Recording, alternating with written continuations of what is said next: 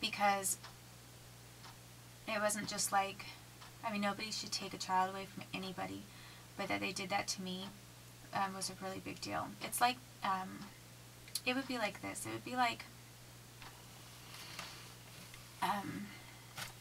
you know, a race car driver who's been raised by the government to be a race car driver. And their whole life they've been racing cars. And they're getting money from racing cars. That's their job, their livelihood. They love cars. I mean, that cars are their life. They love it. And then all of a sudden one day, they're working on their own car project, and it's going to be the Grand Prix, or like some huge race, like the epitome of their life, and everything that they've ever worked for and trained for, and all of this love and hope that they'd had in that sport. They get to focus all of that energy into this great race. And all of a sudden, somebody comes up and says, we're taking your car. Actually, we're going to take all your cars, and we're going to take your driver's license,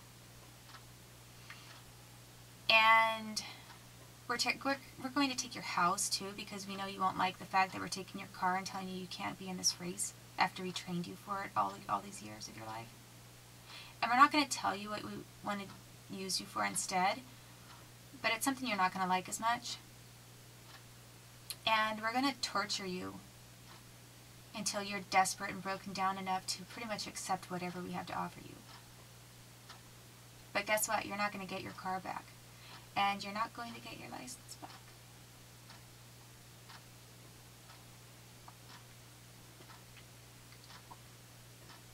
And guess what?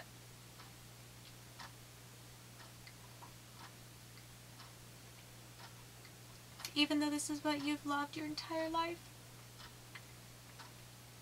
you will never drive again. I mean, I'm sure that no race car driver is driven to tears by this really laughable story about what horrible things can be done to people. But it wasn't just like taking anybody's car away from them. They took my livelihood from me, they took my passion from me, and they took my son. They took my right to my own child away from me. After they used me with their kids for decades. You know, it's like taking a kid out of their house, even, or like training them for the Olympics. And their entire life they're being driven hard to, and people are taking jobs, accepting jobs on their behalf for them to be in the Olympics. And they really decide, they start to love it, and they decide this is really great. And they realize that they're talented at it, they're very good. In fact, they're among the best. They are in the very top. They are at the top. And they're going to go to the Olympics now. And then, guess what? At the Olympics, their own government, the same government that forced them into all of that hard work, all of that time, and promised some kind of a payoff or, you know, satisfactory reward at the end, just normal life. All of a sudden, their government tells them, you're not going to be in the Olympics. And we have this person to take your place instead.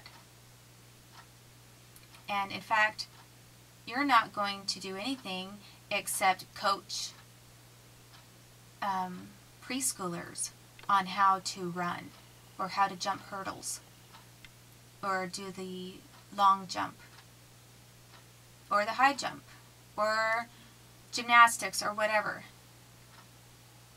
And it's not like you made that choice for yourself. Boy, this would be really fun to teach preschoolers.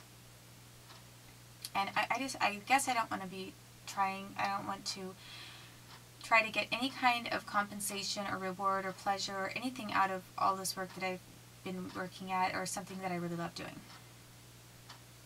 No, they lead you up to the water for over 20 years, and then they tell you you can't drink any of that water, and then they torture you. And then tell you, if you want to do something and not be tortured, you can teach our little brats. You know, I'm really tired of the brats, because those brats never grew up, and a lot of them are sitting in offices watching me while I make this video.